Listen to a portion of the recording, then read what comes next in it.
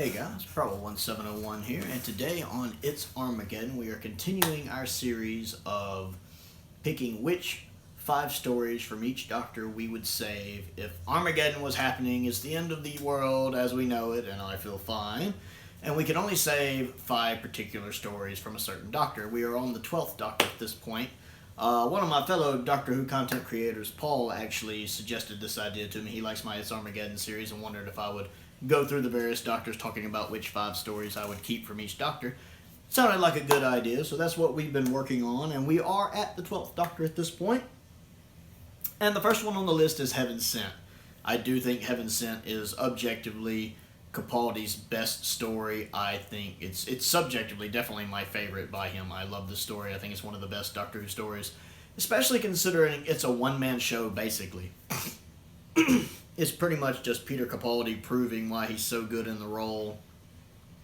And while the 12th Doctor isn't like in my top 3 Doctors like he is for some people, I do think he's one of the best actors to ever play the character.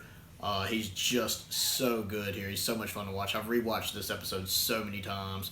It's such a great way of talking about how dealing with grief and loss, and it does that so well, even if the next episode kind of chunks all of that out the window. For what it is, Heaven Sent is really, really good. A wonderful piece of Doctor Who and science fiction in general, and definitely is the #1 story you have to save from his era. Number 2 on the list for me is Flatline. I like Flatline because it's different. It has a villain in it I've never seen before, the Boneless. I really like them. I like the idea of creatures from a 2-dimensional universe trying to figure out a 3D plane and slowly evolving and getting stronger as they figure it out more and more. It's a really creepy episode. I really like it. I love when Doctor Who has different villains like this, when they come up with these unique villains like they do. And the way, I love how sometimes when you just see the figures on walls turning and moving, and then seeing them become 3-dimensional the way they move. Really, really well done. Number 3 on the list is Mummy on the Orient Express, my favorite Series 8 episode. I love this one. I love the whole bit with the clock counting down. That's really neat. I love the premise of how only the people who it's about to kill can see it, and once it starts you only have 60 seconds. I like how even though it's in space, it's set on like this old-timey train, kind of like Voyage of the Damned. So it's a sci-fi futuristic setting, but it has this it's in the past feel to it, which I really like. I love Capaldi really is starting to grow on me on this one. I love that. I will be your victim this evening. Are you my mummy? I love that. I love how he figures out what the mummy is and how he figures out how he can save himself from it. I love all of that. The guy playing the one engineer that he actually asked to join him, I like him a lot. I love Mummy on the Orient Express. It's really, really a fun watch. I've watched it multiple times, and actually I think it's one of the earliest things I reviewed on this channel back when I first started the channel up. Was a review of it, and I really liked it. Next on the list is the World Enough in Time Dr. Falls 2-parter. Really good story. It actually does the Cybermen pretty well. Not something that happens often in modern Who, but it does the Cybermen well. Interesting what happens to Bill, but I like that Heather comes back to save her. Capaldi, again, is just tour de force in this one. I love Series 10 Capaldi. He's so good here. I love his speech about kindness that he does here. I do what I do because it's right, because it's decent, because it's kind. I love that speech. It's such a good speech. I love having John Sims back as the Master, and the reveal of that is really good. Wish they hadn't ruined that kind of in the trailer, but it's still really neat to have a multi-Master story with everything else that's going on. I love the whole idea behind the black hole with the ship, where one part of the ship is moving at a different part of the ship because of the time distillation effect. I find that fascinating and love it as a concept. It really is Moffat back on his A game. I don't think Part 2 quite lives up to Part 1, but it comes close. It does good enough. I have a couple little quibbles I've discussed on it before, but I do think it's essential Doctor Who. Now, the last one was a little harder. because I wanted to put Deep Breath on here because I really like Deep Breath a lot. It's grown on me.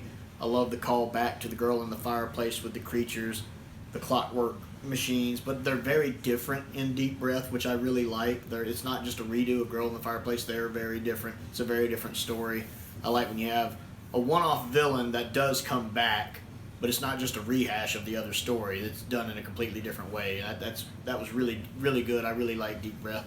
But I did end up picking Twice Upon a Time, and I know a lot of people would not do that, but I actually really like Twice Upon a Time. I know it screws up the First Doctor a little bit. The more I watch of the First Doctor, the more that becomes apparent to me here. I still think David Bradley is a good First Doctor, him playing the character. It's the writing of the character I have some issues with.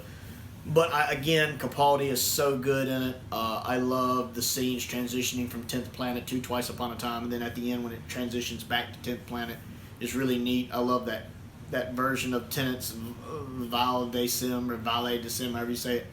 I love this version of it that's done here when the First Doctor is regenerating. It is just beautiful. Plus, for a split second, Patrick Troughton is the Doctor again. I love that moment. Capaldi's regeneration is a little too self-indulgent for me. Like, I like parts of it, but it goes on way too long, and that's a little put off. And I'm sure some people wouldn't want this one included because they don't want to acknowledge the 13th Doctor. 30 years from now, they'll be talking to their kids, and the kids will be like, and Twice Upon a...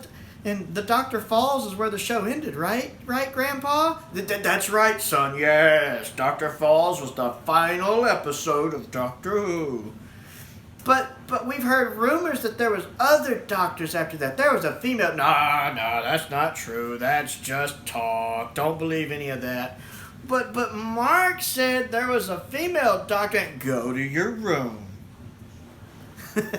So I know some people might not want the actual proof at the end of regenerating into the 13th Doctor in this. But I like the episode overall. I like Twice Upon a Time. It's got a lot of stuff it does right. I actually like the fact it's not an evil plan. I don't know what to do if it's not an evil plan. I love that. I think it's great. And plus it's nice to see Mark Gatiss back again, because I like him in the show. So yeah, those are my 5 I would pick. What 5 would you pick if you could only say 5 Peter Capaldi stories, 5 12th Doctor stories? Let me know down in the comments below not only what you would pick, but what you think of my choices as well. Other things to do, I have...